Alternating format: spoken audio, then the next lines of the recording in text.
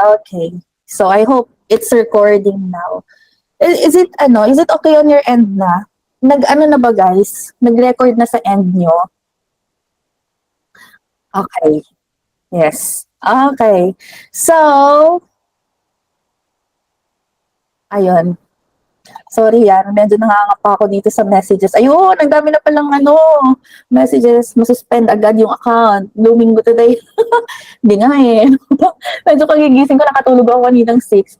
20 pesos. Ayun. So, siguro guys, during the discussion, I'll be siguro closing my camera later para hindi maapektuhan yung signal kasi alam niyo naman tag-ulan medyo nakakaapekto ngayon yung ulan, hindi nakakaganda. Kaya kaya medyo talaga i-off ko yung camera ko mamaya. But anyway, welcome to our first online session. We're going to talk about the best practices and the common pitfalls to avoid in your digital product selling business. So before anything else, I would like to share with you our simple rules. This is what I do even sa mga mentorship ko with the virtual assistants. I give them rules para may sinusunod tayo all throughout the meeting kahit na 1 hour meeting lang to, but alam niyo naman ako baka more than an hour na naman, so I hope you will stay with me until the end. So I'm going to be explaining a lot of things first during the first part of the discussion, and then the second part will be utilized for the question and answers portion, no? So dito maglalabas kayo ng mga questions and I'll try to answer them. And then if you have questions, you can write down your questions and be ready to ask them at the end of the speaker's presentation. Or you can utilize actually the feature dito sa Google Meet. Tignan niyo lang yung parang may triangle, square, and circle. And then meron kayong makikita dyan na Q&A. And then you leave your questions there. And then I will try to check them later para, halimbawa, you have a question on your mind, ilagay nyo na lang doon, babalikan ko mamaya para hindi nyo makalimutan. And then all microphones will be muted during the first part. And then you cannot copy or share any part of this meeting because it is the speaker's original content. And a recording of this discussion will be available everyone whether you attend or not. So sabihan ko na lang kayo kung saan ko send yung recording, but probably sa Google Drive na lang para naman hindi masyadong mabigat yung sa System IO. Tsaka feeling ko matagal lang uploading pag in-upload ko pa sa System IO. So gagawin ko na lang, i-compile ko na lang siya sa Google Drive. So our objectives for tonight, we're going to understand yung sa digital profits. And then, we're going to differentiate PLR and MRR. Kasi napansin ko na ito yung medyo nakaka-confuse. No, which is, I understand because napagdaanan ko din yan. Noon, medyo nakaka-confuse. Ano ba yung PLR and MRR na yan? Madalas kong nakikita yan. But sometimes, those who are, selling PLR and MRR doesn't even know kung ano yung difference ng dalawa. And we are going to tackle them later on. And then I'm going to teach you also the proper roadmap to digital product selling. Ano ba yung una yung dapat gawin? Ano ba yung talagang kailangan nyo munang gawin bago kayo mag-put up ng inyong store, no? And then I'm also going to teach you the best practices in digital product selling, and then based on my experiences, and I'm going to also share with you some strategies na pwede ninyong gamitin, the strategies na proven and tested ko na, which might also be applicable for you. So alamin na lang natin later. And then we're also going to talk about the things to avoid when selling digital products. So the first topic we're going to talk about is medyo, balikan lang natin, even just for 5 minutes, balikan lang natin yung ating digital profits, no? Yung sa ating digital profits, makikita nyo dito that I have given you an introduction. By the way, guys, can you please tell me if you can see my screen? Kasi nakalimutan kong tanongin, I'm sorry. Can you see my screen? Yes, ayun. po. Okay, so, yes, yeah. Thank you. Nakalimutan ko palang tanongin, ano ba yan? So, dito sa introduction, tinuro ko na dito yung about myself, and I hope napanood na ninyo ito para alam ninyo yung reason bakit ako nag-decide na mag-share sa inyo nitong aking PLR and MRR products as well as the bonus courses. And then, about sa digital profits, And ito yung sa exclusive Facebook group. Sa mga hindi pa po nakasali, please join our exclusive Facebook group para makasali kayo sa group chat natin. And then I have also discussed here what is a digital product and ano yung difference niya with physical and digital product. And then yung sa different resale rights like the PLR, MRR, and RR. Bakit tatlo lang yung diniscuss ko dito, although there are a lot of different resale rights? It's because these are the most commonly used resale rights ng mga digital product sellers, and I don't think I don't think na mag-venture talaga 100% ng members ng Digital Profits sa different resale rights aside from these three. And then, dito sa 100 plus ready to sell digital products, don't worry, baka nagtataka kayo bakit wala pa akong dinadagdag. Huwag kayong mag-alala dahil meron akong hinire na isang graphic designer din na gagawa ng mga products. And yung mga products na yon, as much as possible, I want to be unique, and as much as possible, pag-aaralan talaga, i-research talaga yung mga products na yun, hindi lang yung basta gawa ng products. And sooner or later, I will be dividing the ready-to-sell digital products according to niches. But in the meantime, kung makikita nyo, nandito lang lahat yung PLR digital products, yung mga MRR, ganyan. But sooner or later, ika-categorize ko na siya according to niches. And then for the pricing agreement, please do watch this one so that you will be aware kung ano ba yung pricing ng mga products natin. Kasi the reason why I decided na magkaroon ng pricing agreement, it's because yung first part ng discussion natin kanina, dahil ang daming nag-o-offer ng sobrang baba, and medyo kung ikaw yung buyer and you are a responsible buyer, mag-iisip ka, bakit napakamura nung binibenta niya? Kahit na libo-libong templates yung binibenta, libo-libong ebooks, bakit binibenta lang ng 100 pesos? If you are a responsible buyer, malalaman mo yung reason. And that's the reason why I put there the pricing agreement para ayokong masyado ninyong, alam niyo yon, masyado ninyong bababaan yung value ng products na ginagawa ninyo. And I will teach you na huwag kayong matakot na mag-price ng medyo mas mataas or hindi naman sobrang taas pero more than the average na selling price ng iba. Bumawi kayo dun sa quality ng product ninyo. And then dito sa personal use, I hope you have watched all of this. And then may mga ano din ako dito, ito yung pinaka-importante, no? Yung module 1, module 2, and then module 3. And of course, yung module 4. These are the 4 most important parts ng digital product selling journey natin kasi dito magre-rely lahat ng kumbaga parang yan yung heart ng ating online business. Okay, kahit magaling ka sa digital marketing, kung hindi naman maganda yung mga products na ginagawa natin, or kahit magaling ka sa marketing strategies, magaling ka sa social media marketing, magaling ka sa email marketing, whatever type of marketing, kahit magaling ka dyan, if hindi naman quality yung mga products na binibenta natin, well, what's the purpose of marketing, di ba? And then sa post-launch activities, don't worry about this one because I have already recorded the videos. It's just that I am not yet done editing the videos, uploading na lang, and konting editing na lang para mas madaling maintindihan. So hopefully by this week or by parang siguro siguro by Monday or Tuesday next week, hopefully, I uploaded na lahat yung mga availables nandito. So, yun lang naman yung sa digital profits. Later on, if you have questions about the digital profits, please do raise them later on para mas ma-explain ko sa inyo kung ano ba yung tungkol dun sa digital profits na medyo confusing sa part po ninyo.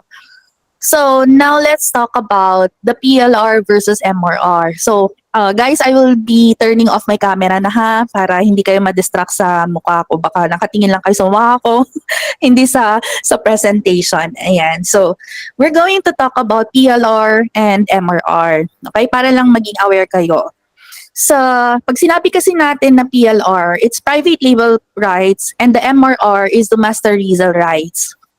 In terms of the ownership, pag halimbawa, if ganito na lang, gawin natin to na point of view. I am the seller. Imagine nyo na lang na nasa kumbaga I'm the seller and you are my buyers. Okay, ganun na lang yung POV na gagawin natin para mas madaling intindihin. So sa PLR, the ownership, I am the PLR seller. Okay, I'm selling PLR products and then binenta ko sa inyo. Ibig sabihin nun, you can modify the product na binili nyo sa akin. Okay, so yung point of view ninyo ay point of view ng buyers nyo ha. You can modify the product, you can brand, and then claim authorship of the product. So, pag na-edit na ninyo yung product, you can sell that to your end users. Okay? Example, si Miss Angelica bumili sa akin ng PLR na planner. So, ang ginawa ni Miss Angelica, inedit niya, nirebrand niya, tapos binenta niya dun sa buyer niya na naghahanap ng digital planner. Okay, so ibig sabihin, the owner of the product now is Miss Angelica. Kasi minotify na niya ni-rebrand na siya. Hindi na ako hindi na ako yung owner ng product kundi si Miss Angelica na kasi na-edit na niya. Okay? But I am the original creator. Okay. Ngayon sa master resale rights naman, you can resell the product as is without much customization. Sa MRR actually, you cannot edit or rebrand the product. Kung binili sa akin ni Miss Abby yung product digital planner, let's say digital planner, and I am selling it as an MRR digital planner, meaning to say si Miss Abby hindi niya pwedeng i-modify yung product pag binenta niya sa mga buyers niya. Okay? Bakit dito nakalagay po without much customization? I will explain that later on. Okay? Kasi may mga exceptions din dito. In terms of the flexibility, sa PLR, you can sell it, give it away, or use it in your business under your name. So kung binili ni Miss Norisa yung PLR sa akin, pwede niyang ibenta yung i-modify yung product, then ibenta sa iba, pwede niyang ibigay as a giveaway, pwede niyang gamitin sa sariling business ni Miss Norisa. Yun yung sa PLR. And then, yung sa MRR naman, you can sell the product to others. And then, yung others na yon, they can also resell the product. Kumbaga parang pasa-pasa. Pero dito sa private label rights kasi, kung binenta ko kay Miss Norisa, si Miss Norisa, pwede lang niyang ibenta sa mga end users. So, hanggang dun lang yung limit ng PLR. Sa modification naman, well, ganun din yung sinabi ko kanina, you can edit the content, you can change the graphics, you can change the color, you can change the text, or you can even use just a part of the product. Ganyan, kahit hindi mo gamitin yung buo, you can just use a part of the product. Basta you have to modify. While sa MRR, limited to no modification is usually allowed. So usually kung binili mo siya na digital planner at MRR siya, ganun lang na ibebenta mo. Hindi mo pwedeng palitan yon. Okay? Hindi mo pwedeng palitan yon. Now, dito na. Ito na yung pinaka-importante na part, guys. In terms of the reselling rights, sa PLR, take note guys ha, sa PLR, kung binenta ko sa inyo yung product as a PLR, si Miss Joy, okay, binenta ko kay Miss Joy yung PLR. Si Miss Joy, ibebenta lang niya again sa mga end users. So, anong pwedeng gawin ni end user? Gamitin yung product, pero hindi pwedeng ibenta nung end user yon. So, ang limitation doon is hanggang kay end user lang. Hindi na pwedeng ibenta yon. Hindi pwedeng ibenta ni end user yon kasi PLR lang naman yun eh. Ngayon, sa MRR, binili sa akin ni Miss... Ayan, hindi ko makita yung mga names. Halimbawa, binili sa akin ni Miss Judy. Ayan, binili sa akin ni Miss Judy yung MRR. Tapos, binenta niya kay Pedro. Tapos si Pedro, binenta niya kay Maria. Si Maria, binenta niya kay Juan. Ganyan. So, kumbaga, unlimited yung resale rights dito. Now, if you are planning to sell between PLR and MRR, take note of this example. Okay, example ha. Sa PLR ebook, you buy an ebook with PLR rights. You can change the title. add your name as the author, update the content, and design a new cover. You can then sell this ebook to your customers, but they can't resell it with PLR rights.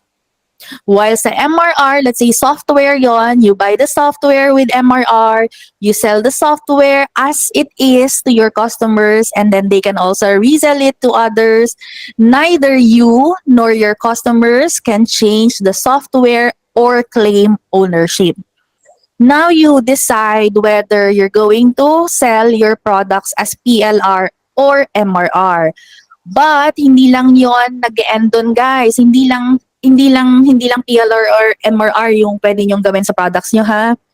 Now let's move to this question, no. Can an MRR be modified with permission from the original creator? Example in our digital profits, guys. Kung mapapansin niyo dito, bakit may nakalagay po na, where is it? This one. Bakit may nakalagay na PLR with MRR digital products?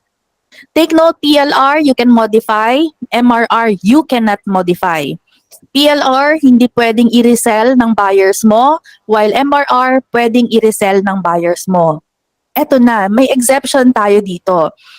Pwede na ibenta. There are instances kasi na yung MRR can be modified. It depends on the original creator. And in this case, sa ating digital profits, I am the original creator. That's why I am giving you permission to edit my MRR. Which usually ang MRR kasi hindi ni-edit, di ba? Pero nakadepende yun sa original creator. And I am the original creator, so I am allowing you to edit the MRR. You can edit it if you want, or kung ayaw mong i-edit yung MRR products na binili mo sa akin, walang problema, kahit saan doon. Now, if you're going to sell the MRR products to your buyers could also resell that. So, pasa-pasa. Okay, unlimited na reselling ang mangyayari doon.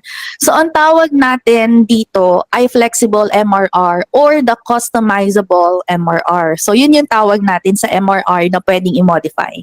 Okay? Now, how to know if modifications are allowed? So, paano nyo malalaman ngayon kung yung, let's say for instance, may nabili kayong other PLR or MRR products sa iba, so paano mo malalaman kung pwede mong i-modify yon? The answer is, you always ask for a license agreement.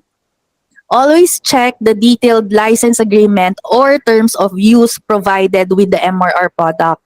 And dito sa atin, naglagay na ako dito ng terms of use, which you can also copy if you want to resell the products na nandito sa ating vault. Okay? Pwede nyong gamitin ito. Ilagay nyo na lang siguro sa PDF or sa Canva or sa document. Kung saan nyo gustong ilagay ay okay lang. You can copy it, you can copy and paste it, or you can modify yung nakalagay dito sa terms of use. Pwede nyong gamitin yung terms of use din na ginamit ko. Another is contact the original creator. Okay, magbibigay lang ako sa inyo ng short na kwento, no.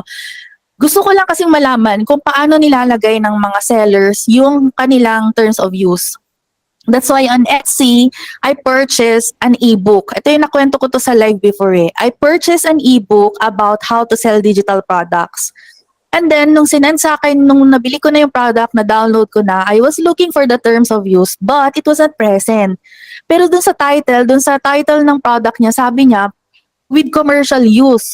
Pero hinahanap ko yung terms of use, bakit wala? So what I did was, I contacted the seller. You know what the seller did? Sinend lang niya sa Messenger yung terms of use, which I think ay hindi maganda kasi paano kung illegal pala yung binenta niya? Paano kung hindi pala siya yung original na creator noon? Dinalagot ako pag binenta ko yung product kasi with MRR yun eh. So, ayun, kailangan maging clear kung ano ba yung terms of use nung PLR or MRR na bibili natin. And then also look for customization notes. And then some MRR products come with notes or guidelines specifically about the modifications, what modifications are allowed. So these are the things na kailangan ninyong hahanapin when you are buying PLR or MRR products. Another thing is the reselling rights will always depend on the original creator. What if What if si Miss Arlene, yung mga PLR and MRR na nilagay ko dito, wala siyang balak na ibenta yon sa mga buyers and then ipasa yung resale rights. What if walang balak si Miss Arlene na gawin yon? Ang gusto lang gawin ni Miss Arlene ay ibenta yung products na yon na individually na claim niya na siya yung may-ari. Kumbaga parang puro end users lang yung customers niya. Ayaw niyang magbenta sa mga kapwa digital product sellers niya. Is it possible? The answer is yes, it's possible. Pwede niyong gawin yon, okay? Hindi naman porke nakalagay siya sa MRR, kailangan ibenta niyo sa fellow digital product sellers niyo. Hindi. You can sell also that one sa even sa mga end users ay okay lang. Ngayon, aside from those mentioned, alam ba ninyo na you can also add, let's say yun nga, yung sa example ko kay Miss Arlene kanina, what if ayaw naman niyang ibenta sa kapwa digital product sellers niya? Pwede kayong maglagay ng terms of use like for personal use only. And then lagay mo dito yung usage guidelines na kailangan strictly no reselling, for personal use only, sharing for free is prohibited. And this is what I do to most of my products. Actually, majority of my products, siguro mga 80% ng products ko ay for personal use only. And my products are not open for reselling. And then only 20% ang open for reselling. Okay, so pwede nyo gawin yon for personal use only. Lagay nyo lang dun sa, siguro dun sa description na lang yung usage like, ito nga, pwede nyo kopyahin to or if you have something better on your mind, pwede naman yun yung gamitin ninyo. Another thing is, ito na tayo, the proper roadmap in digital product selling. Let me just remind you again na ang pinakaunang dapat na gagawin ninyo is to find your niche. Alam kong umay na kayo dito guys. Alam kong sawang-sawa na kayong nakakarinig na you have to find your niche. But that is really it is. Yun naman talaga yung first thing na kailangan ninyong gawin. Find your niche. Kung papanoorin ninyo yung ginawa kong video about niches, meron akong mga binigay na examples doon. Your niche could be kung ano yung expertise mo. Let's say you're good with numbers. You're good with, let's say, magaling ka sa data entry, magaling ka sa data management, you're good at numbers. So, ibig sabihin, you think of some products na pwede mong i-relate dun sa expertise mo since you're good at numbers. So, pwede kang mag-offer ng mga budgeting planners, budget planners, or yung sa mga Google Sheets, yung basta it has something to do with your expertise. If you're good at, let's say, storytelling, so gumawa ka ng book na nagbebenta ng mga stories. If you, let's say you're a teacher, edi benta ka since halimbawa you're an expert at sa mga preschool, so mga preschoolers. So gagawa ka ng mga products na for preschoolers. So pwede 'yon. Another thing is, let's say, magaling kang mag-edit sa Notion. Okay? Halimbawa, magaling kang mag-edit sa Notion. Edi, gumawa ka ng different products na pwedeng gawin sa Notion. Like, let's say, wedding planner gamit ang Notion. Pwedeng social media planner using Notion. So, pwede niyong gawin yan, guys. Or, let's say, you're an event, halimbawa, magaling kang mag-organize ng events. Pwede kang magbenta ng mga something about, sa mga occasions, sa mga let's say, mga party invites, yung mga ganyan. So, pwede nyong gamitin yung mga yun, guys. So, that's the first thing you have to do. And then after that, you know your audience. You remember the example which I have given you dun sa video. Do you remember Matilda and Bebang? If you remember that, nagbigay ako ng example doon na you have to also understand your audience. If your target audience or let's say students, okay, wala namang mali kung gusto mong target buyers mo ang mga estudyante, wala namang problema. Pero isipin mo, if your target buyers are students, do you think these students are willing to pay higher than a person na may trabaho na? So, alam mo na ang mga estudyante, wala pa yung sariling mga pera, umaasa pa lang yan sa mga magulang nila unless mayaman talaga sila.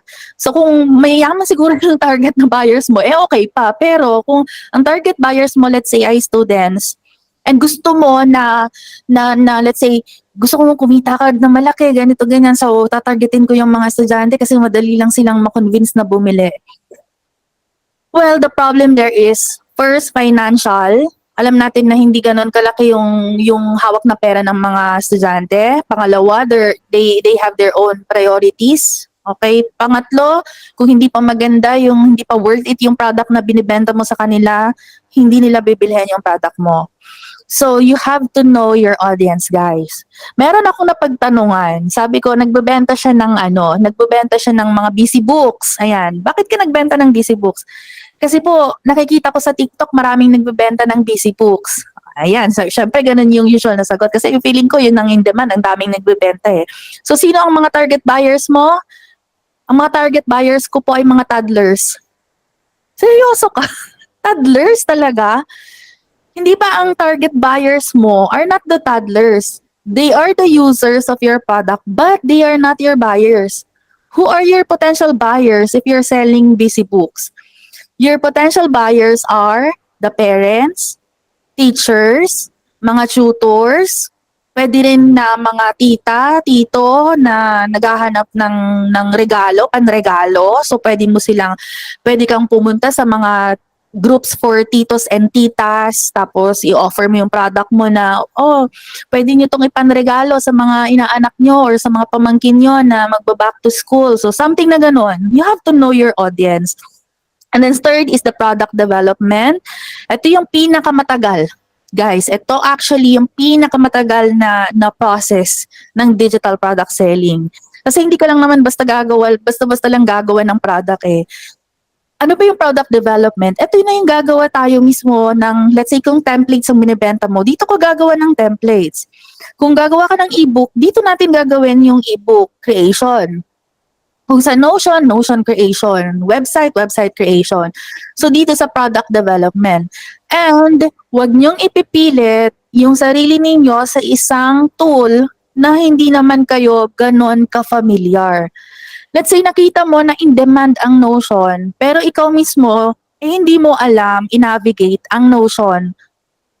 So do you think your buyers will be, will be convinced na bilhin yung product mo kung ikaw mismo hindi ka nga familiar sa Notion?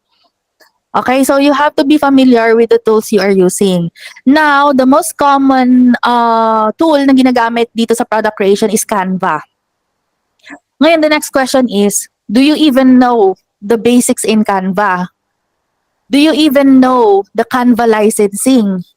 Do you even know na yung ginagamit mo is Canva for education, which is not for reselling purposes? So, ano ba? Ano ba yung alam mo dun sa Canva? So, yun yung mga bagay-bagay na kailangan yung alamin. And diniscuss ko yon dito sa product creation, I think. Dito, Canva licensing. So, you have to watch this, guys, para alam niyo kung ano yung mga elements, mga content na kailangan ninyong gamitin sa Canva nang hindi lang kayo basta-basta naniniwala sa mga napapanood natin sa TikTok. Hindi naman masamang manood ng TikTok, but kailangan maging aware din kayo. Maging responsible buyers tayo, guys.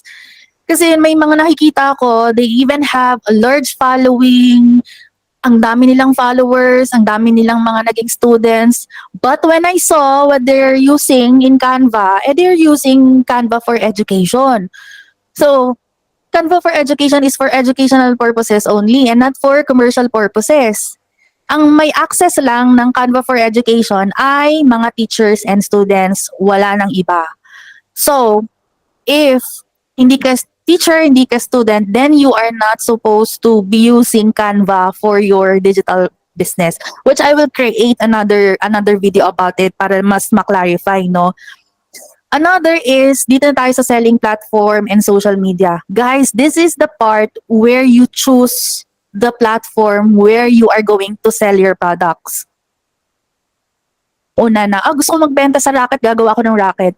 Gusto ko magbenta sa Etsy, gagawa ko sa Etsy. Hindi ganun yun. Dapat, pang-apat lang siya na step. So, after creating your products, the next thing you're going to do is to decide anong platform ang gagamitin. And pag namili kayo ng platform, guys, hindi lang yung, parang madaming nagbebenta sa Etsy, doon na lang ako. Ay, maraming nagbebenta sa Racket, doon na lang ako. Hindi.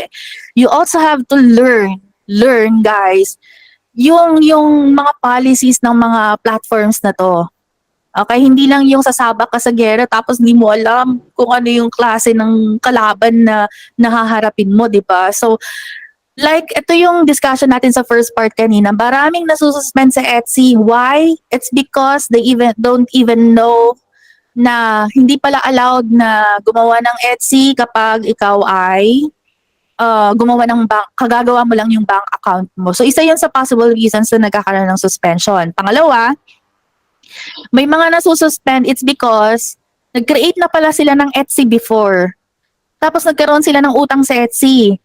Kasi kahit, even before, kahit wala pa ang setup fee, eh may binabayaran na 11 or 12 pesos for the listing fee. Before, nung wala pang setup fee. And dahil nga hindi sila nagkaroon ng sales, eh kailangan nilang bayaran yung 11 pesos. Pero dahil nga, ay, 11 pesos lang naman yan, okay lang. Tapos ngayon, yung unang account nila na-suspend. And then, after a few years, they decided na mag-create ulit ng Etsy account. Tapos pagka-create pa lang, nakabayad na sila ng 800 pesos or 1,600 pesos for the setup fee. And then, boom, wala na naman yung Etsy, na-suspend ulit. Tapos mag-rant sa group, bakit na-suspend yung ganito ko, yung si Etsy ganito, ganyan. Yung pala, meron pala siyang unpaid obligation dun sa una niyang Etsy shop, no? Which is yun yung iwasan natin na if you have created your Etsy shop before and you are now again creating another Etsy shop, please revisit your Etsy shop before, make sure that you have paid all your obligations there para walang aberya dun sa susunod na Etsy na shop na gagawin ninyo. And then, next thing is update. So, after mong, okay, eto na tayo. Makalimutan ko pala yung sa social media. Okay, the best marketing place na pwede ninyong, kung saan pwede nyo i-promote yung products nyo is social media, guys. Social media. Iba talaga mag-promote sa social media. Look at those influencers now na napaka-successful na. Nag-start lang sila during the pandemic pero ngayon sobrang successful na. Why? Social media. And pwede rin tayong maging successful if we just use social media properly. So panoorin ninyo yung ginawa ko dito na digital marketing. Guys, you have to watch this because asa na ba 'yon? Nawala na. Yung sa about sa digital marketing, eto, module 4, ito, digital marketing. Please do watch this one because I have been doing social media marketing since 2019. So, please, panoorin ninyo ito. Wag lang kayong basta post ng kung ano lang yung gusto nyo dahil nakita nyo si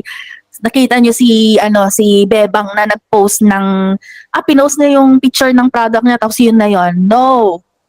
Kung ano yung nag-work sa kanya, hindi rin possible na mag-work sa atin. So you have to know kung ano yung proper na strategy na gagawin natin sa social media marketing. And then after that, eto na yung nakakalimutan ng iba. Hindi na sila nag-update ng product nila. Kung nag-post na sila sa Rocket, yun na yun. Then, boom, wala nang updating na nangyayari. Very important din ang updating kasi imagine kung let's say dun sa ano ba yung binebenta nila na basta may binebenta sila ng mga PLR, MRR na products and then dahil nga nung time na yon nasa around 200 lang kayo na nagbebenta noon tapos after 1 year do you think hindi na dadagdagan yung kapareho nyo na resellers noon? So ano yung gagawin niyo para mag-stand out among the other resellers? Well, of course, you have to update your product. Updating meaning you can update what's included in your product or pwede rin naman na mag-update kayo ng inyong mga mock-ups, ng mga titles niyo or whatsoever. Basta you keep on updating your products, guys. Okay? And then after that, talagang makakahinga na kayo ng maayos na, uy, magiging successful ako dito. Ang hihintayin ko na lang ay yung results ng mga gagawin kong strategies. Pero hindi pa yun.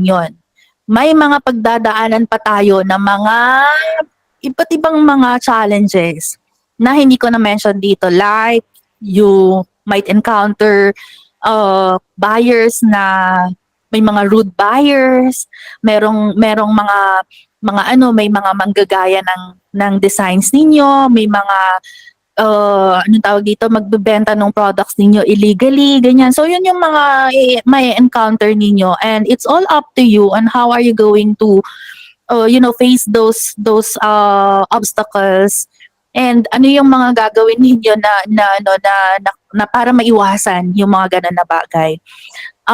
Idadagdag ko pa dito sa lesson yon. I think ayun, ito, kasali talaga siya, handling customers and reviews, because me myself, I've been talking to a lot of people almost every day, asking about my digital products, kahit na just like this morning, ang tagal na niyang nabili yung product niya sa akin sa Etsy, and it's only now that she's complaining about the product na kesyo mahirap daw i-customize whatsoever. So I have to handle those, kasi ang iniwasan ko ay mag-leave talaga ng negative review, kasi uncontrollable yun, guys, kapag nagkaroon ka ng negative review. So you can't you can't blame the customer kung bakit ganun yung ibibigay niya na feedback. So, yun yung mga bagay-bagay na ma-encounter natin.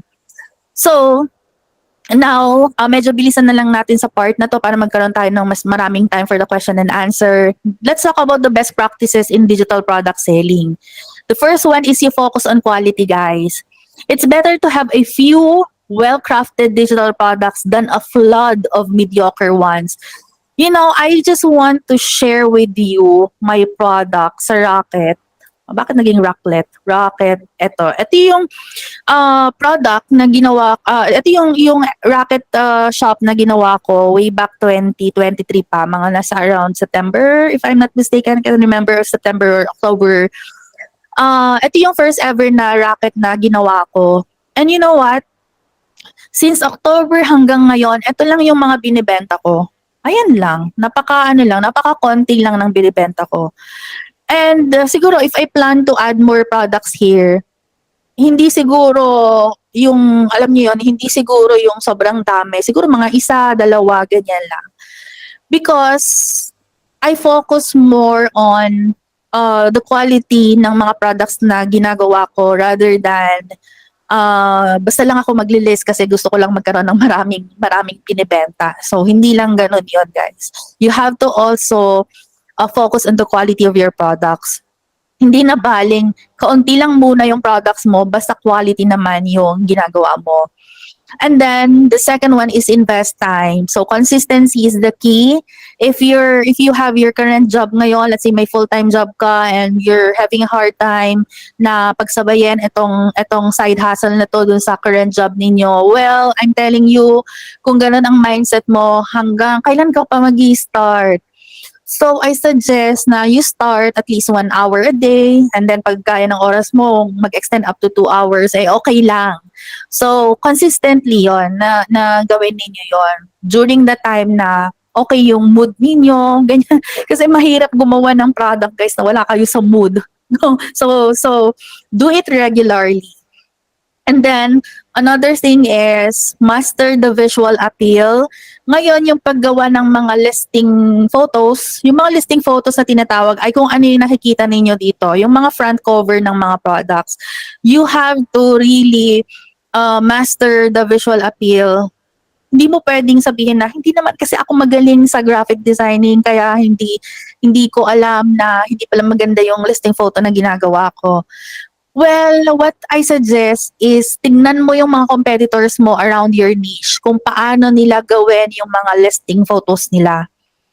Okay, tingnan ninyo. I-observe lang ninyo and then get ideas from there. So, pwede kang kumuha ng ideas from them kasi remember, ang mga buyers natin bumibili because of what they see online. Hindi naman nila nahahawakan yung product natin, hindi naman nila naaamoy, hindi nila natitikman. So the only thing na pwede nating ibenta is ibentahan natin yung mga mata nila. So nag-gets ba ninyo yung point ko na dun pa lang dapat sa listing photo perfect na, bongga na. Kasi magre-reflect yun dun sa quality ng product mo. Okay? And then also, Market research is key. May nabasa ako kanina, may nag-comment, sabi niya nagre-research pa lang daw yung ginagawa niya. Well, that's the right thing to do before you create a product is to do your market research. And yun yung sinabi ko kasi kanina sa inyo, find your niche, know your target audience, ano yung mga problems na hinaharap nila, and then use your product to solve their problems.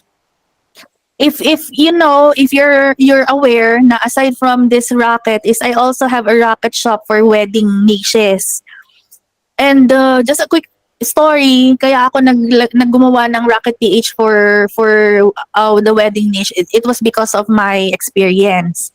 So, ayaw kong ma-experience ng other brides yung na-experience ko. Kaya I created a product na pwede nilang gamitin para ma-avoid nila yung nangyari sa akin. So, it's solving their problem. No, na ano pa yung mga dapat nilang gawin? Syempre, first time nilang ikasal, 'di ba? So hindi nila alam ano yung mga dapat nilang i-prepare. So coming from me na napagdaanan ko na yon, magiging helpful para sa kanila yung gagawin ko na product.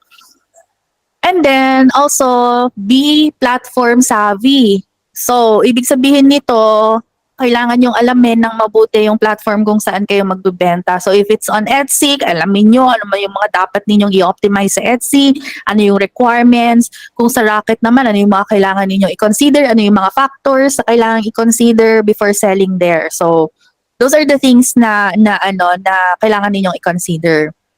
Now we're at the last topic, no? Last topic na I think ito. Things to avoid when selling digital products. Ito yung mga dapat yung iwasan. Expect instant sales. Guys, kwento ko lang, kagabi kasi nagre-reply ako sa mga comments dun sa YouTube. And then may nagtanong, siguro sabi ko na lang sa isip ko, baka bago to. Sabi niya, pag ba nakapag-list na ako sa Racket, automatic may buyers na ako, sabi niya. So, siguro, napaka-inosente ng tanong niya. Siguro hindi niya alam kung paano ba gamitin yung platform na yon. So, napaisip na lang ako na, okay, dapat before ka sumabak is, kailangan alamin mo talaga yung background ng platform, kung ano ba talaga yung business na pinapasukan mo. Okay? Example, magbebenta ka ng kape, ikaw nga mismo hindi ka umiinom ng kape. So parang ganun lang din yon. So kailangan mo talagang alamin ng mabuti. And huwag kang mag-expect ng instant sales agad-agad. You know, panoorin niyo yung video na ginawa ko na about yung journey ko sa digital product selling. Yung pinakauna na product na ginawa ko ay gumawa muna ako gumawa muna ako ng ingay dati sa Facebook na nag-offer ako ng free na webinar. And then after that, I offered my courses. Tapos sa Etsy naman, kung aware kayo na nag-close ako ng Etsy ko way back 2022 and then nire-open ko lang siya nitong 2023. Tapos, unang buwan, pangalawang buwan, ako, sabi ko, hindi ako titigil kasi gusto ko talaga to. Gusto ko talaga ng extra income na hindi ko na kailangang magpakahirap kasi ang daming ko ng pinagdaanan ng mga physical businesses na hindi naging successful. Kaya ang iniisip ko, kailangan ko ng extra income na hindi ko na kailangan na mahirapan. So hindi ako nag-give up. Talagang pinush ko yung sarili ko talagang pag-aralan. And then luckily bago natapos ang 2023 ay nag-gain na ako ng maraming sales din sa Etsy ko, and regular na yon, consistent sales na yon up until now. So iniisip ko na lang yung sarili ko, what if nag-give up ako noon kasi ini-expect ko na may instant sales sa Etsy. Buti na lang hindi ganun yung naging mindset ko noon. So ang ginawa ko talagang gumawa ako ng mga products. Alam ba niyo na 40 lang ang binibenta ko doon sa Etsy. And kung ito total natin para nasa halos wala pang kalahati yung mabenta doon. Yung kalahati halos hindi mabenta. May mga mangilan-ngilan na sales pero hindi siya masyadong mabenta unlike my other products, no. So don't expect instant sales. And then don't rush into selling. Don't create an account on a platform without researching its policies, fees, and target audience. Ito pa yung nakita ko sa Etsy ha. Nag-create sila ng account, nagbenta sila, nung nagkaroon sila ng sales, magrereklamo sila. Grabe, wala nang natira. Dumaan sa TikTok ko kanina yung video ng isang medyo bata pa yun eh. Tuwang-tuwa siya, nag-share siya ng first sale niya sa Etsy. Sabi niya, guess what? I got my first sale on Etsy, ganito ganyan. So tuwang-tuwa siya. And then here comes the time na magpe-pay out na. nung nag-payout na siya sa first sale niya, nag-negative pa daw siya. Alam niyo yung instant shift ng mood niya na negative daw yung payout niya. Bakit negative? Kasi pag less than 5,000 yung sales mo doon, yung profit mo doon, kailangan mo magbayad ng 100. So imagine yung 400 plus na kinita niya, nabawasan pa ng Etsy fees, nabawasan pa ng 100 pesos na deposit. So ang nangyari, nag-negative pa. So nagkautang pa siya sa Etsy. Tapos sabi niya, i-close na daw niya, ayaw na daw niya ng Etsy. Okay, why? Because nag-rush siya into selling without even knowing kung ano ba yung mga fees na yon.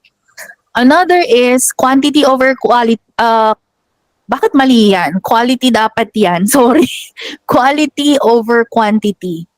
Guys, quality should come first than the quantity. Ito yung mga iwasan niyo yung mass production ng mga low quality na digital products. Hoy, maggawa ako ng ano ngayong gabi, ng 10 digital products ngayong gabi. Kahit na hindi na maganda, basta makagawa ko ng 10. Don't do that, guys. Huwag kayong mag mass production ng products lalo na kung low quality. Tapos pag ganun ginawa niya, huwag kayong magtaka kung bakit wala kayong sales. Okay? Another is be a jack of all trades. Ito yung dapat ninyong iwasan. Ito nga pala yung mga dapat iwasan, no? So, iwasan niyo yung quantity over quality. Tama pala to, sorry. Nalito ako sa sarili kong presentation. Iwasan din ninyong maging jack of all trades. Meaning, binibenta mo ganito, bibenta mo ganyan. Iba-iba yung mga types ng products na binibenta mo. You have to avoid that. And as much as possible, mag-niche specific na store kayo. Let's say, if you decided na magbenta ng mga Canva templates, so, siguro, wag naman masyadong, masyadong magkakalayo yung mga niches ninyo. Kaya napaka-importante talaga ng niche specific. Kasi alam nyo, ito yung reason. Pag niche specific kasi yung store mo, iisipin ng buyer mo na you are an expert to that. You are an expert to that. Kasi yun lang yung binibenta mo eh. Nagbebenta ka lang let's say nagbebenta ka lang ng mga preschool materials. So iisipin nila, kasi expert siya dyan. Yun yung importance ng niche specific na store. And then lastly, avoid yung copycat products. Huwag kayong basta-basta lang na nangungopya ng products ng iba. Kailangan talaga ninyong i-search. Pwede kayong magkaroon ng inspiration, guys. Like ako, pupunta ako sa Pinterest, kumukuha ako ng inspiration doon, and then I go back to Canva, gumagawa ko ng sarili kong product. Also, don't take photos from Pinterest without the permission of the original na owner nung photo na yon. So it's either you ask permission from the original na creator or gumamit kayo ng mga stock photos na libre sa internet. And then I think I have discussed that dun sa Canva licensing, tools pala, sorry. Meron akong bagong upload dito, yun yung latest, yung about sa tools. Or is it? Tools. Panoorin nyo lahat to guys Ito, yung tools, nasa last part. Pre-launch activities. Diniscuss ko dito yung mga websites na ginagamit ko for my digital product creation. So, okay. I think yun lang. Meron ba tayong few minutes for the question and answer? Ano ba gagawin natin? Wait lang. Sana ba yung Q&A dito? Walang nag-leave ng question. Okay. So, siguro, ayun, sige, mag-raise na lang ng hands. Ayun, tama. Okay, Miss Eileen. Hello, ma'am. Okay na po. Hello po. Yes po. Po to everyone. Good evening po, Miss Jeka. Tanong ko lang po, Good evening. meron din po ba dyan po sa program nyo po kung paano din po kumita sa Canva? Or paano siya ginagamit or paano din po siya pagkakitaan? May way din po. What do you mean, ma'am? Yung sa pagbebenta ba ng Canva templates? Opo, yung gano'n po sana kasi may nakikita Mm. po ko sa mga TikTok, YouTube, sabi Mm. nila, malakas din silang kumita sa Canva. Pero hindi Mm. ko po alam kung paano. I mean, kasi 'di ba po minsan may lumalabas po do'n 'di ba, Canva Creator. Lalabas po ba Mm. 'yun kapagka bayad ka? Automatic Ah, or you have to apply? ang tinutukoy mo, ma'am, yung sa Canva Creator program ba? Sa Canva or yung Opo. pagbebenta ng Canva templates? Yung dalawa po ma'am, kung puwede po. Ah, okay. Yung dito sa ano, ma'am, dito sa courses natin, meron 'di ba yung mga products na ready to sell na templates, Opo, majority nun ay mga Canva templates. So, puwede mo nang umpisahan gamit asan na ba? Ang dami kong open, wait lang. opo. Etong 100 ready to sell digital products, majority dito ay mga Canva templates. So, puwede mo na siyang umpisahan, mamili ka na lang dito kung ano yung fit dun sa niche mo. Opo, Nandito siya sa PLR digital products or dito sa PLR MRR. opo, Another thing is meron akong ginawa dito sa digital product creation kung paano ba yung basic sa Canva, at saka yung mga design tips. yes. Pwede mo na tong gamitin to create your own Canva template. Let's say you want to sell a birthday invitation. So, pwede mo nang gamitin yung mga tips ko dito to create your birthday invitation na template. Example, yun yung gusto mong ibenta. Opo, Yung sa Canva Creator naman, if I'm not mistaken, parang clinose nila way back 2022 ang application dun sa Canva Creator program. Pero nag-reopen yata sila, but because of the parang madaming nag-apply dun sa Canva Creator program nila, kaya hindi I believe may mga few lang na na-approve nitong mga nakaraang buwan, pero ayun nga, medyo mahirap sa ngayon pumasok doon, most especially kung anong bago tawag dito, kung baguhan talaga. Sa totoo lang, kasi parang ang hinahanap nila doon yung talagang mga ano na, kasi may mga talaga naman. portfolio, oo, may mga portfolio ka kasi na ise-send doon. Actually ako nag-apply ako doon, pero siguro dahil nga syempre maraming mas magagaling pa, so hinihintay ko na lang yung hopefully. Opo, So, nag-apply ako 2022 pa. So, ayun, siguro sa Canva Creator, medyo, kumbaga parang ilagay muna natin siya sa list na priority natin kung gusto natin talagang i-utilize ang Canva for selling. So, pwede ka na lang mag-create from scratch or, again, pwede mong umpisahan dito sa mga 100 plus na ready to sell digital products. okey po ma'am. Ay ma'am, puwede pa magtanong? Sige po. Ano po, 'di ba po yung iba minsan yung ginagamit nila e-rank para mag-search po ng Mm. mga Mm. kung ano yung mga mabenta, sa hindi, mga Mm. gano'n. Sa Mm. Philippines po ba, yun din po ba yung ginagamit natin kung halimbawang gusto mo mag-ano, tingin-tingin nung Mm. mabebenta? Actually, sa e-rank kasi ngayon, pwede kang mamili ng platform doon. Etsy, Amazon, Google. Kung gagamit ka ng e-rank, ilagay mo siya sa Google kasi hindi naman sa Etsy kasi hindi naman purely Filipino ang buyers doon. So international 'yon. Opo, So ganun yung gamitin mo. Kung gagamit ka ng e-rank, ilagay mo siya sa Google kasi may option dun sa left part niya na Etsy, Amazon, Google, ganyan. So, i-click mo yung Google and then dun ka mag-search kasi bakit Google? Kasi ang mga Filipinos, if they want to buy something, they go to Google, di ba? They search there. So, makikita mo kung ano yung mga most commonly search ng mga tao sa Google. Or, pwede rin yung Google Trends. Meron ako dito diniscuss about sa Google Trends eto dito sa tools, pwede niyong anuhin 'to, pwede niyong anong tawag dito, panoorin, meron do'n. Meron okey. akong diniscuss do'n. Last na lang ma'am, Yeah. sorry. Last na lang. Hmm. Sa pagdating po sa pagde-design, siyempre mahalaga po yung graphic design. Ano po ba yung mga ginagamit niyo po na para mas maging maganda yung graphic design niyo? Yung mga tools na puwedeng magamit, Mm. kung kasama po ba yun dun sa ano natin?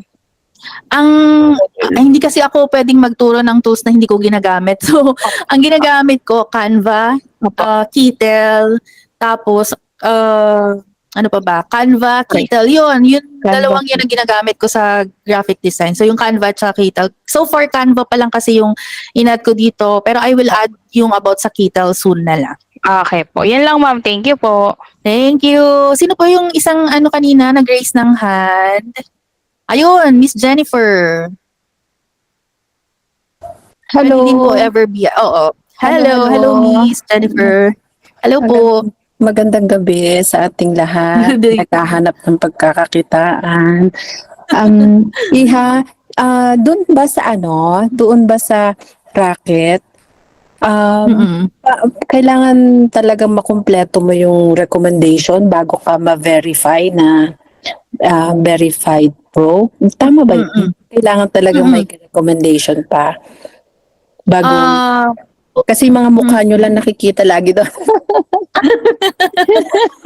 ano po kasi, Miss Jennifer, nung una kasi, nung last year, wala Ah. pang ganyan noon. Wala Oo. pang mga requirements. Eh. Ang requirement lang sa amin noon, mag-email lang sa Rocket na gusto kong ma-verify na yung account ko. So, bini-verify nila after less than 24 hours.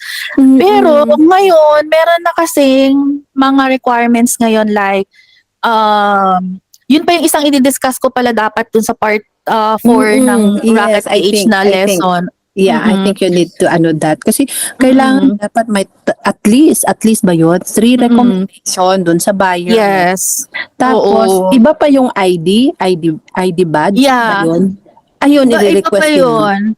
Oo nga, yung- kasi kaya kailangan kong ligawan yung mga bumili ng mga naranasan ko naman sa benta. Kaya actually, mga ka-churchmates ko din. Kaya nasabi ko, kaya just, na gumawa ng kahit one-liner na recommendation lang, para lang Correct. Oo, so yun lang. So kailangan talaga yun, no? Bago kami Opo. masama doon sa reel na nakikita yung mukha. Opo. Yung tinatawag natin na, ito kasi Pam, parang ganito siya. So, Yes. Oo, ID check. Oo. Sa ID check, ito yata yung sa yung sa ID. Dito siya. Magpo-fall. So, kailangan mong tapusin yung profile mo and then even the IDs, yung mga requirements na hinihingi. So, yung dito sa verification naman, dito naman nangyayari yung sa recommendation, oo. Recommendation. And then make sure na, of course, 100% na complete yung profile. Di ba may nakalagay sa taas na banner na 90% complete, parang something na gano'n. So, yun muna yung gagawin. Dapat make sure na 100% na complete. Kasi kahit na magawa mo yung other requirements, kung hindi 100% na complete yung racket shop mo, for sure ma-delay yung approval from racket para ma-verify yung account po ninyo. Okay. Yes po. Okay. And then tanong ko din kasi I like the way doon sa pagka-present mo nung noong yung sa last yung mga hindi gagawin. Opo. Okay lang yun na kahit i-rephrase ko na lang. Okay lang ba na gawin ko yun sa isang sa isang reel ko sa TikTok? Okay lang ba yun sa Opo. Walang problema ba yun? Yes po. Basta lang po, wag lang wag lang ika-copy paste. Ka-copy You can paste, get no the naman. ideas. Opo. Yes. Ang Opo. ganda lang kasi Yes. I find it, Opo. ako din nag-iingay din lang. Tama yung mga sinabi, okay. Yung roadmap na sinasabi mo, okay, yeah. Kasi ang niche ko, nasa lang talaga ako. Since I'm a preschool teacher for 25 years, yun talagang gusto niya yung buti na lang may Canva na. Kaya parang check na ako dan sa niche. Yun sa Opo. talagang na-stuck na ako dun sa sa product development kasi parang na medyo na ako dun sa MRR at saka PLR nga. Sabi ko, to play safe, I'll just rather make my own. Ang ko, Yes. talagang hindi din kapani-paniwala talaga yung mga nasa TikTok din. Kasi, ay, bakit sila meron ng ganito? Sa GCash nila meron na naman. Ay, bakit na naman? Nagaganon sila. Iingit-ingit na. Ingit-ingit. Ulan nyo kaya yun. But anyway, thank you, Iha. Ang ganda na presentation mo. Sige, thank you for helping us na beginner, mga newbies dito. Thank you so much. Opo, ma'am. Yeah. Welcome po, ma'am. May tanong dito si Miss sabi niya pwede bang palitan ng pangalan ng store sa Rocket at Etsy? Pwede po. You can change yung sa store name ninyo, both Rocket and Etsy. Pwede po. Sabihan niyo lang po ako pag hindi niyo nahanapan. Chat niyo lang po ako dun sa GC natin and I will tell you kung saan siya papalitan kung hindi, if ever na hindi po ninyo siya mahanapan. But the problem, guys, ito ha, pag nagpalit po kayo ng store name sa Rocket and Etsy, both Rocket and Etsy, example, ito po, di ba ito yung sinishare natin sa buyer? Example ha, ito yung sinishare natin sa buyer. Okay, so na-distribute na siya sa social media nyo. Ngayon, nilagay nyo na siya sa link. Ayan. So, ano na siya, na-scatter na siya all over your social media platforms. Now, you decided to change your name. Pag nagpalit ka ng pangalan, affected lahat yung links na sinend nyo sa buyers nyo or dun sa mga potential buyers nyo. Let's say, nag-post kayo sa mga groups, nag-post kayo sa social media platforms niyo. Affected lahat yon kasi remember, ito yung store name ko kasi, yung sa URL ng product ninyo, pati yung store name mapapalitan. So, kung magpapalit ako ng name, etong URL na to, magiging invalid pag clinic ng mga buyers nyo. So, yun yung kailangan nyo i-consider, guys, pag magpapalit kayo ng ano ninyo, ng store name ninyo. Remember, lahat ng links na kinalat ninyo sa buong social media, lahat yon ay magiging invalid once na nag-change kayo ng store name. Pero I'm not telling na hindi kayo mag-change ng store name. Sinasabi ko lang sa inyo yung possibilities para talaga mag-decide kayo kung papalitan pa ba ninyo or hindi. So kung hindi pa naman parang hindi pa naman kumalat yung links ninyo, let's say kagagawa lang ninyo, tapos hindi pa kumalat yung links nyo, pwede pa siyang palitan. Wala namang hindi naman siya maaapektuhan. Doon po sa PLR and MRR license po, is tayo ang gagawa ng policy po. Wala pong connection yung template links and PDF links. Tama po ba?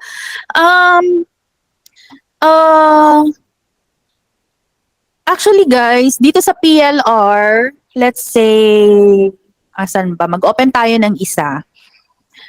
Let's say, hindi ko pala ma-open dito. Ganito pala, sorry. Oops. Ayan. Let's say you are going to sell,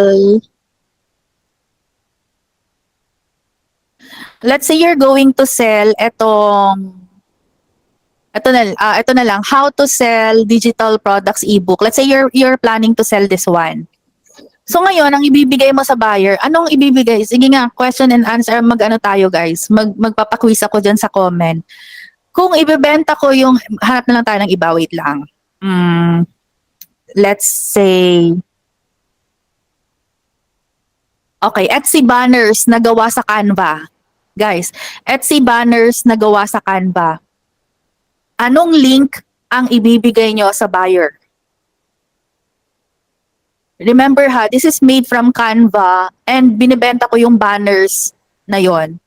Anong link sa Canva ang ibibigay nyo sa buyer? Template link, di ba yung ibibigay natin sa buyer? So template link, saan nyo kukunin yung template link? Punta kayo sa share, tapos hanapin nyo yung template link, tapos yun yung ibibigay nyo sa buyer. Okay, so you're going to copy this. Now, if you're going to sell on Rocket and Etsy, saan nyo ilalagay yung link para ma-automate siya without you sending this link manually to your buyers? Saan nyo siya ilalagay? Nagets ba yun? Saan nyo po siya ilalagay? Okay, ilalagay nyo siya dito sa thank you page na binigay ko sa inyo. Right? So sa thank you page. Okay, thank you page, asan na ba? Ito, product access guide. Ito yung thank you page natin. So, nilagay na natin yung link. Okay, nilagay na natin yung link. Open natin to. Ayan, nilagay na natin yung link dito, di ba? Ayan. Sana ito, nilagay natin yung link. So, paano natin siya ilalagay? Click any button, then punta kayo dito, add link. Kasi naka-edit link na siya ngayon kasi may link na. And then, ipipaste lang ninyo. Now, paano magiging clickable to? You have to download this as PDF. para maging clickable tong link na to. And ito yung ilalagay nyo sa Rocket na asset. Okay? Ito yung ilalagay niyo sa Rocket na asset. Now, if you want to sell this product as PLR or MRR, it's all up to you guys. Gusto mo ba tong ibenta na PLR or MRR? Nasa sa inyo yon. Or gusto mo lang tong ibenta as na product na individual lang? Ngayon, if you decided to sell this as PLR or MRR, saan niyo ilalagay yung licensing? Pwede nyo nang ilagay dito sa thank you page yung licensing. You just have to add a page, tapos ilagay nyo na dito yung licensing, guys. So, gawin nyo, kopyahin nyo na lang yung licensing dito or you modify if you want. Let's say ito, digital products, ito yung licensing. So, kakopy nyo lang yan. Tapos, ilalagay nyo siya dito. So, ganyan. Bahala na kayong mag-edit kung ano yung mga gusto pa ninyong ilagay. So, ngayon, pag dinownload mo siya as PDF, yun yung marireceive ng buyer mo. And then, mababasa na niya, merong palang guidelines. Okay? So, ganun po yung PLR and MRR. Okay? So, okay. Wait lang. Sana ba yung aking screen? Sorry, I'm using 2 screens kasi nakakalito. Ayan. So, okay na po. Miss Joy. May connection pa rin ang template links dito sa ating MRR and PLR. If new account po yung isa-set up sa store, how long it will take po kaya para hindi masuspend? Sa Etsy po, po ba yun example kanina? How long it will take po kaya para hindi masuspend? Wala naman. Kung wala ka namang violations, hindi ka masususpend doon. Just make sure na wala kang violations ha. Violations possible na kagagawa mo lang nung bank account. O di kaya naman, ang nilagay mo kasi na name doon, name ng jowa mo. Tapos yung bank account mo. So, magkakaroon ng mismatch kasi yung pangalan na nilagay mo sa Etsy versus doon sa pangalan ng card or doon sa pangalan ng bank. So, nagkakaroon ng mismatch yung information doon.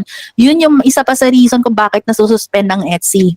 Nagkakaroon ng mismatch yung pangalan. Meron pa yung isa, nag-post na nasuspend daw siya agad. And then after a few days, nag-comment siya, sabi niya, na-figure out na daw niya kasi daw pala, yung sinend pala niya na valid ID, kasi kailangan ng valid ID sa Etsy, ay hindi match dun sa pangalan niya dun sa card. So, nagkaroon ng discrepancy dun sa dalawang card niya. Kaya, ang nangyari, sinuspend ni Etsy. Pero nung naayos na niya, okay naman na daw. So, yun yung possible na reason. How about yung nagsabi nung WLR daw ate? Ano po yun? Di naman yung tinuro ng mga known na digital products. I don't know. Actually, honestly speaking, hindi ko alam kung ano ang WLR. White label rights daw. White label rights. I don't know. Siguro, parang naririnig ko kasi ang white label rights sa more on sa dropshipping. If I'm not mistaken, search nyo na lang kung ano ba ibig sabihin ng white label rights. So, ayun. Oh, okay na daw si Miss Joy. Okay, basta nyo bang account po copy. Ilang araw po ba dapat mag-set up ng Etsy shop kapag bago pa bang account? Any bank account po ba? Oo, as much as possible, palipasin nyo muna ang isang linggo. Kahit isang linggo. Para sure, isang linggo. Kasi yung iba sinasabi nila, at least man lang within 24 hours. Pero para sure, ang gawin na lang ninyo guys, kahit paubutin naman ninyo ng 7 days, di ba? Hayaan nyo muna na magkaroon ng weeksary naman yung yung card nyo bago kayo bago kayo gumawa ng Etsy shop. Okay? So, pagpahingayin nyo muna yung yung card ninyo, parang ganon. Ayun, may nag-raise ng hand, si Miss Karin. Hi po. Hi, Miss Jessica. Hello. Hello po. Itatanong ko lang po, sorry, Bisaya kasi. Opo. Nag-try po kasi ako mag-search sa Etsy at saka sa Rocket.ph ng mga pagkapareho ko din na niche. Kasi yung niche Opo. ko na plano po ay sa travel agency na mga flyers, yung mga tawag dito po yung sa agency na mga brochure, mga ganun po. Ngayon po, 'di ba, pag maggawa tayo ng para makapasok tayo sa Rocket at saka sa Etsy, para meron tayong account, mas search po ba? pwede po ba natin ma-search yung gusto natin i-search doon ng mga products if wala pa tayong account? Kasi wala pa akong account sa Etsy at saka sa Rocket. Trinay ko lang po na i-search. Yung mga lumabas po ba doon, yun na po yun lahat? Or kailangan ko pang maggawa Opo. muna ng account ko Ng para account sa store. Okay. Opo. Ayun, nagets ko na. Hindi naman po necessary na mag-create na kayo agad ng store. Kasi kahit wala kayong store, basta may Etsy account. Di ba kasi before ka mag-create ng Etsy store, kailangan mo Oo. munang mag-create May ng personal product. account. O yun Ng, po, ng yung personal seller oo, account. ng personal na Etsy account muna. And then Opo. if you want to sell, pwede ka nang mag-open using your personal na account. Mm-mm. Ngayon, doon sa personal account naman po, kung halimbawa nag-search ka ng travel brochure, halimbawa sa Etsy, Mm-mm. yun na Opo. po mismo, yung mga results, yun? yun na po mismo, yung mga Mm. binibenta ng mga kapwa mo sellers sa niche na yun. So, Okay. oo, kung gusto mong kumuha ng ideas dun sa mga binibenta nila, pwede mo namang gawin yon na i-search yung mga products nila, Opo. tingnan mo paano nila Mm-mm. pine-present yung products nila, ano yung mga keywords na ginagamit nila. Yung mga Tama. ganun na bagay, pwede kumbaga Mm-mm. parang you're stalking them, parang ganun yung gagawin. Opo. Pwede naman Kasi yun. Oo. Kasi nasa research ako ngayon na stage, Miss Jessica. So yun po, Opo. nag-search ako ng mga kapwa na mga sa travel din. Thank you po. Yeah, you are Nasagot. welcome. Yes. Thank you. Welcome. Sino pa po may question? Okay lang po ba na walang physical card na hawak? Pwede. Miss Joy, yung ginamit ko dun sa yung sa Etsy ko nitong last, ang ginamit ko is GoTime. Actually guys, dun sa pinakaunang Etsy shop ko, ang ginamit ko dun ay PNB. But because nag-ano ako nung time na yon kasi na PNB yung ginagamit ko, open pa yung account ko na yon. But dahil nakita ko yung advantage ng mga digital banks, kaya nag-shift ako into digital banks. So pina-close ko yung PNB ko. Ngayon ang problema, PNB ko yung ginagamit sa Etsy. So ang ginawa ko, kinontak ko yung Etsy kung pwede ko bang palitan yung bank account ko dun sa Etsy into another bank account. And then sabi nila, yes, pwede, basta same under your name. Kung ano yung name mo dun sa unang card mo, dapat yun yung name mo sa ipapalit mo ng card. Wala naman daw parang hindi naman daw maapektuhan yung aking yung aking shop doon, sabi nila. So yun, since may Go Signal na ang Etsy noon, so pinalitan ko.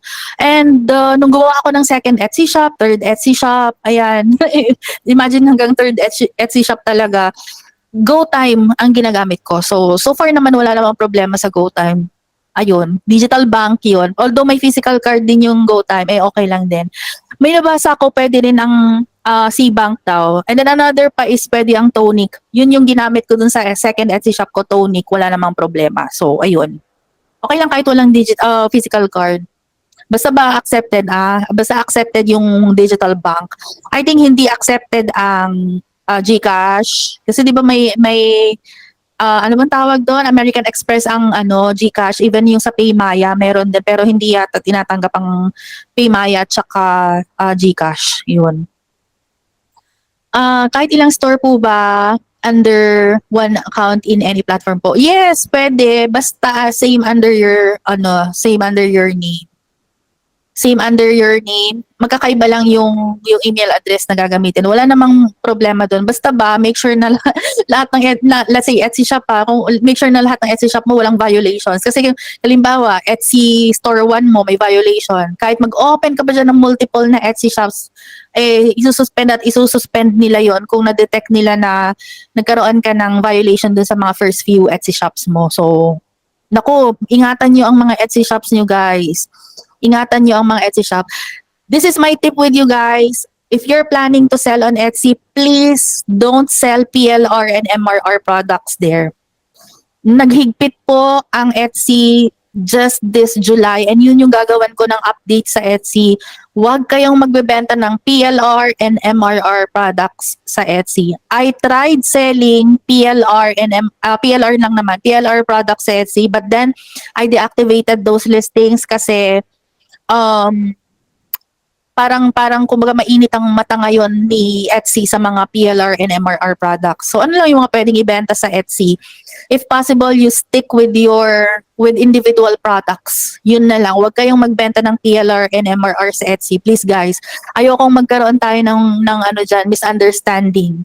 Pwedeng own creation. Pwede rin naman guys yung pwede niyo yung ibenta yung mga PLR, example, yung mga PLR dito, pwede nyo ibenta tong mga to, but don't say na siya, na don't state na PLR siya. You don't need to parang to add in on your listing na PLR to. Kasi hindi kasi kung 'di ba sabi ko sa inyo sa ownership ng PLR, pag na-edit at na-modify na ninyo, sa inyo na 'yan. Wala na akong kinalaman diyan, sa inyo na 'yan. Ako lang yung naunang gumawa, pero once na na-modify ninyo, wala na akong sa product na minodify nyo. So you don't need to indicate on your Etsy na, example, if you want to sell itong let's say itong Canva crash course na to, halimbawa gusto nyo ibenta sa Etsy to, you don't need to indicate there na PLR tong product na to. You just post this as is na Canva crash course ito, ganyan, palitan nyo yung color, palitan nyo yung images, ganon. Basta don't indicate na don't indicate na PLR siya. Pwede naman ninyong gamitin yung mga products na available dito. I hope I made myself clear. Or pwede naman kayong gumawa ng own creation ninyo. Okay? Nagets po ba yon, guys? You can either sell your own creation or you can sell yung mga products dito, but do not indicate anymore that this is a PLR product because you don't need to indicate anymore that this is a PLR product. Once na modify ninyo to, sa inyo na to. Sa inyo na yan. Okay? Sa inyo na yan. So, I hope I made myself clear. I have both Cbank and GoTime. Ono Bank, maganda din eh. Try nyo po kung ang ina-accept ng Etsy yung mga yan, wala namang po problema. Doon din po pala sa promo code, magkaroon po ba ng guide paano gumawa in the future? Promo code saan po? Sa Rocket ba? Sa Rocket? Sa Etsy, meron pang another part yung Etsy lesson na ginawa ko. Di ba nag-open ako ng nag-upload ako ng updated na Etsy guide.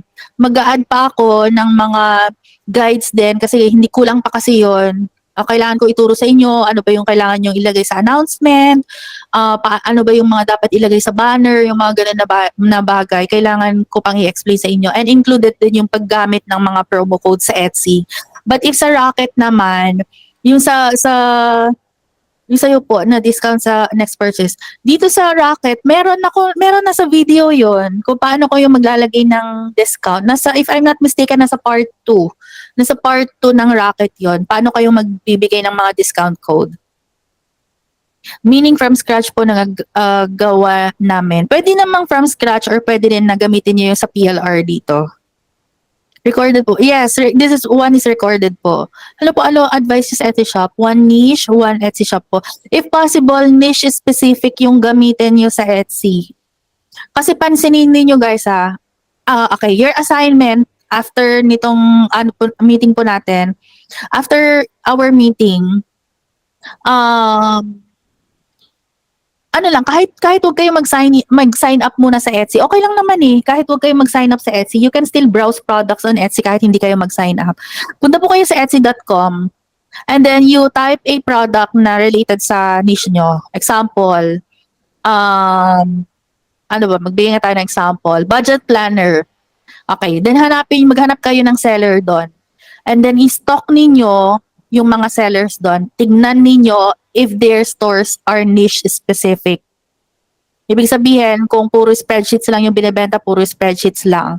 Kung about sa travel lang. Kung about sa birthday or party invites, about sa party invites lang. Tingnan po ninyo yung mga Etsy sellers, visit ninyo yung mga shops nila, and then I'm telling you, nasa around 70% ng mahahanap ninyo mga niche specific na store sa Etsy. I'm telling you, I swear, 70% ng mahahanap ninyo na Etsy sellers doon, puro mga niche specific na mga stores. Ayun. Okay, let me see kung pwede ko siyang i-open dito. Tignan ko kung May naka-login ba na Etsy?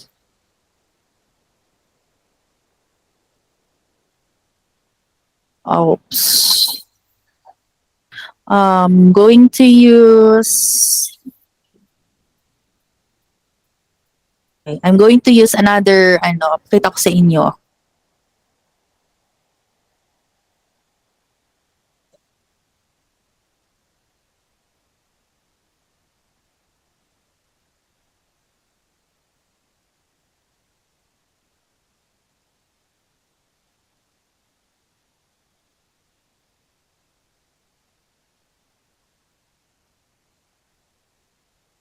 Ayan. Ito, gumawa lang ako. Ito yung ginamit ko din sa sa sample ko eh. Hanap tayo ng niche. Example, budget spreadsheet.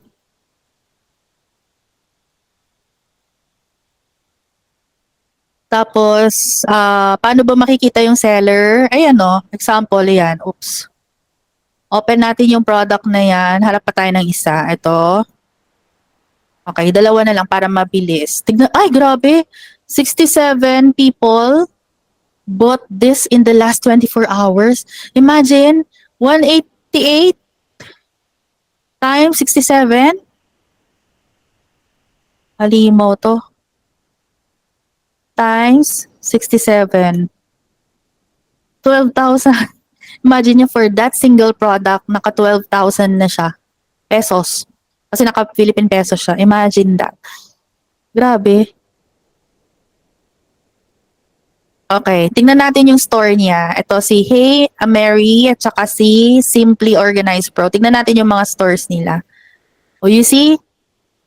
27 lang yung products niya. Ito yung sinasabi ko sa inyo na quality over quantity. Tingnan niyo, 27 lang yung binebenta niya. Pero ang binebenta niya, puro spreadsheet lang. Iba't ibang mga pwedeng, ayan, example, spend tracker, mga budget by paycheck, savings tracker, monthly budget, yung mga yan, iba-ibang mga pero puro spreadsheet. Tapos si Simply Organized naman, ganun din. Nasa 20, 24, mas mababa pa, 24, pero puro mga spreadsheets. O tignan ninyo, ganyan karami yung sales niya. So kung mga party invites naman, example, Halloween. Okay, magta-type lang ako ng Halloween. Tapos tingin tayo sa mga cards. Halloween cards.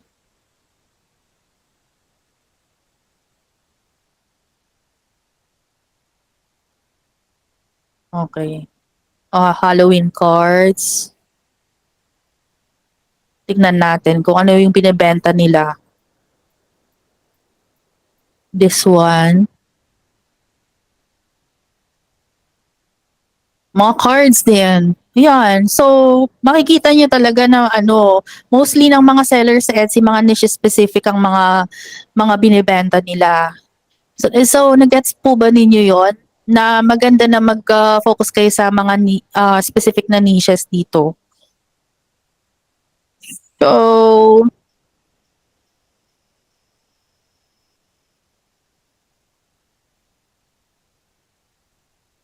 okay. So, daming so. May question pa po kayo? Sige na, may 5 minutes pa tayo. May 5 minutes pa tayo bago mag-end. Or ako na lang magko-question. Pwede niyo po bang i-type dito sa chat? No, para hindi tayo sabay-sabay, syempre Saan nga ulit pwede kumuha ng tin ate? Sa sa Orus, ano pa yung specific? I-chat ko na lang sa sa GC natin para hindi ako magkamali. Sa online, pwede na kayong kumuha ng tin. I-type nga ninyo guys dito sa comment kung yun po ba yung sa FB? Yes po, meron tayong 'di ba sa Facebook page, Facebook group natin na Digital Profits. Merong link doon sa chat. So, click nyo yan para maka-join kayo sa chat. I-type nyo nga guys kung saan nyo balak magbenta ng ng digital products sa Rocket, Etsy, Gumroad, website, ano pa ba? I-type nyo nga po. And then also mention kung nakapag-create na kayo ng mga ng mga accounts ninyo or nakapag-start na kayo magbenta. Etsy and Rocket, Etsy and Gumroad, Rocket and Etsy, Etsy lang po pero walang listing, accounts, Etsy, Gumroad, at po, Rocket and Etsy, Rocket po nakapag-start na, ayun. So nakikita ko talagang medyo marami din yung percentage, Etsy and Amazon. Oy, Miss Jennifer, sa KDP ka ba sa Amazon? Etsy po, ba't no account po? Tamang research po. Uy, nice! Etsy po ba to? Tamang research po. Rocket po, nakapag-sign up pa lang po. Okay. Nakita ko na majority nagbebenta na sa Rocket. Tapos pero merong ding mga gustong magbenta sa Etsy. Sige, siguro sa next na natin, live session natin, pag-usapan naman natin yung about sa Etsy. So, ipag-pray natin na sipagin pa ako lalo para sipagin pa ako lalo para mapadalas yung ating pag-live session. I want to try Gumroad. Maganda rin po yung Gumroad pagdating sa customization ng store. Maganda yung sa Gumroad kasi pwede kang mag-add ng videos dun sa listing, ganyan. Pwede kang maglagay ng mga photos, ganyan. Maganda siya actually sa Gumroad. Pero katulad din siya ng Rocket na kailangan mo i-promote. Buyer account pa lang po sa Etsy kasi nag-purchase ako as guest. Try lang dapat. Need din pala mag-register after para makuha yung pinurchase. Actually, pwede naman po as a guest eh. Pwede rin naman po sa email yata. Pero kailangan, okay. Oo. Free ba sa Gumroad? Yes po, free. Magbabayad ka lang sa Gumroad kung nagka-sales ka na gaya sa Rocket. Personal account sa Etsy, pwede gawing business account. Yes po. Yung sa personal account, kailangan, example yung pinakita ko kanina, personal account yon. Tapos, kung gusto mo mag-open ng store using your personal account, kailangan mong mag-open ng store. So, ang requirement, bago ka makapag-create ng business account sa Etsy, kailangan meron kang personal account. Pero pwede nyo namang gawin yon na minsanan. Example, pwede nyo gamitin yung link ko para magkaroon kayo ng 40 free listings. Tapos pag clinic nyo yun, automatic na gagawa kayo ng personal account. Tapos automatic na yun, dire-diretso hanggang sa business account na. Gumroad, ano po mas okay, bundle or not? Guys, sa Gumroad, don't sell PLR. PLR and MRR are not allowed on Gumroad, guys. I clarified this one sa Gumroad mismo because one of my viewers sa YouTube ay nagreklamo nung ginawa ko yung tutorial about Gumroad. Nagreklamo siya na gumawa ako ng listing about PLR na suspend agad, sabi niya, which is hindi ko kasi sinabi yun dun sa tutorial kasi hindi ko naman alam na nasususpend pala yung mga PLR, kaya clarify ko sa Gumroad, and yun nga, PLR products are not allowed on Gumroad. To suspend kayo agad nun. Need pa ba ng BII registered ang mga shop na Etsy and Rocket like sa Shopee ganyan, or personal tin lang po gagamitin? Actually guys, isa pa yan sa topic na susunod kong i-discuss sa inyo. Kasi, let's say, you decided na mag-open ng Etsy shop. Tapos, at the same time, nag-register ka sa DTI and BIR. Only to find out, ayaw mo na palang magbenta sa Etsy. So, ang mangyayari, syempre, na-register na yung business mo, tapos hindi mo ipupush through yung Etsy mo. So, alam niyo yun, pwede ka magkaroon ng multa or magbabayad ka pa rin ng obligations mo doon. So, yan yung next na topic na i-discuss ko. Kasi pwede naman na makapag-create ka ng Etsy account kahit yung TIN number lang muna. And then once you have started getting sales, i-register mo na siya. Kasi you're already earning eh. So once na nag-earn na, dapat yun. Pero ang ginawa ko kasi, ano siya, ayun, basta yung, anong tawag dito, ah, under siya kasi sa akin digital marketing. Ganyan. So, ayun. And then saka ako nagbenta sa Rocket, saka ako nagbenta sa Etsy, ganyan. Try po, bundle or not. Rocket, want to try din sa Shopify. Mag-research muna ako saan mas okay.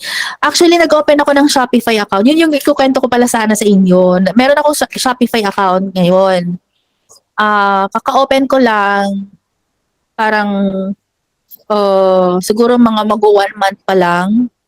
Mag-1 month pa lang yung aking Shopify account. And so far, maganda na yung statistics na meron ako doon. Ayan. Need po, sa content creation din ako nag-struggle. Ayun, talaga sa content creation. Ako din, lalo na ngayon na pag pinagsasabay-sabay ko yung work ko at saka yung ito, kaya minsan hindi na ako nakakapag-post. Ayun. Only say kapag Gumroad. Yeah, as much as possible, Abby, sa Gumroad. Yun po bang personal account na na-create ko nung nag-purchase ako sa Etsy, ay di makakuha free listing? Ay, hindi. Kailangan, kapag gumamit ka ng, let's say yung link ko, halimbawa, para makuha mo yung 40 free listing, kailangan tuloy-tuloy kasi yun from buyer account to seller account. Tuloy-tuloy yun. Kung nakapag-create ka na ng buyer account mo, tapos gagamitin mo yung link na yon, i-ask ka na naman ng gagawa ng buyer account. So, hindi na siya possible. So, hindi na credited yung 40 listing doon. Baka yung tutorial sa Shopify. Hindi ko sure, be, kung kaya kong pagsabayin sa Shopify. Kasi medyo struggle talaga. Kung alam niyo lang kung gaano ako nag-struggle sa Shopify, Diyos ko, nung natapos ko yung website ko, Diyos ko, napakasimple. Pero ang tagal kong ginawa, napakasimple pero napakatagal kong ginawa. Sa totoo lang. Kasi bawat ano, pag hindi ako naintindihan, YouTube, ganyan. So, eto siya. Pakita ko sa inyo.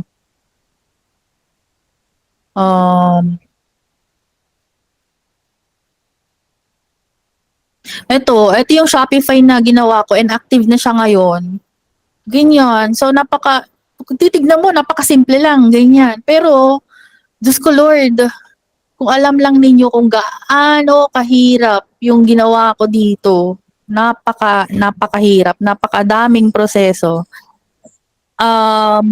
Ayun. So, kung gusto ninyong pag-aralan niyo sa Shopify, so pwede naman. Yun po conversion rate, Miss Jeka. Pwede nyo po ba i-explain yung like maraming bumibili sa account mo tapos di naman bumibili, mas tumid daw po yung conversion? Yes. Actually, Miss Karen, i-discuss ko yan dun sa, di ba sabi ko sa inyo, magdadagdag pa ako ng video sa Etsy. Kasi i-discuss ko pa dun yung fees. Even yung ano ba ang pinagkaiba ng views and visits, ano ba yung conversion, ganyan. I-discuss ko yun. Pero kung gusto ninyong makakuha agad yung sagot, pwede ko naman kayong sagutin mamaya. Doon na lang sa chat po. Oo, para magkaroon na kayo agad ng idea. Pero ayun lang guys. If you have more questions po, you just message dun sa GC. Tapos hintayin nyo lang po na makapag-reply ako. Minsan pasensya na po kung hindi ako nakaka-reply agad ha kasi may work kasi ako ng buong morning. Tapos pag sa gabi naman, minsan nandito ako sa harap ng computer ko, nag-edit ng product ko, ganyan. Kaya hindi ko nakikita na may mga chats na pala. Tapos pag nakita ko, Diyos ko, madami na palang messages, hindi ko nasasagot. So pasensya na po, hintayin nyo na lang po ha. Ayan. Explain po ng... sige, explain ko. Yung sa KDP kasi para siyang print on demand. Siya, kumbaga parang si Amazon na ang magpe-print nung product for you, ganyan. Pero medyo hindi ko na siguro i-discuss yung about sa KDP kasi medyo medyo complicated ng very light. Mag-ready ka lang ng at least 5. Ready lang at least 5. Tapos everyday mag-add ka ng kahit 1 to 3 products lang. Huwag masyadong madami kasi baka masuspend. Ayun. Ayun lang guys, if you have more questions, mag-leave na lang kayo ng comment, ng question dun sa group chat natin guys, and then I will answer it there. Tapos ayun, sa mga ano pa po, wait lang, ano ko lang. Guys, pwedeng humingi ng favor, pwede ba mag-open ng camera? Wala ka pa sa group chat? Join ka dun sa Facebook group muna. Nasa ano natin yun? Nasa, ano tawag dito? Ano ba tawag doon? System. Doon sa Digital Profits. Join ka muna ng group. Guys, ma-open ako ng camera. Tapos i-screenshot ko lang. Hulas na ba ang lahat? Sobrang oily na ng mukha ko. Talagang sinadya kong wag mo nang maligo para kasi alam ko pagpapawisan ako mamaya. Maka-hot seat. Ayun. So, picture lang tayo, guys. Ayan. Sa wakas, nakita ko na din yung mga faces ninyo. Ayan. So, ready na po. Yung iba parang hindi yata makikita, guys. Hello. Sa mga hindi, paano kaya to? Wait lang, guys, 1 second lang. Okay. Pwede pala siyang gawin gano'n. Ayun! Perfect. Okay. I-hide ko na lang yung pangalan nyo, para para may privacy. Okay. 1, 2.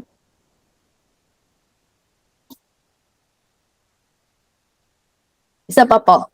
1, 2. Ayan. So, ayun lang po. Thank you guys sa pag-attend ngayong gabi. Have a good Thank you night. po. And usap-usap na Thank lang you sa din. Thank you. po. Bye. Bye. Good night. Po. Thank you.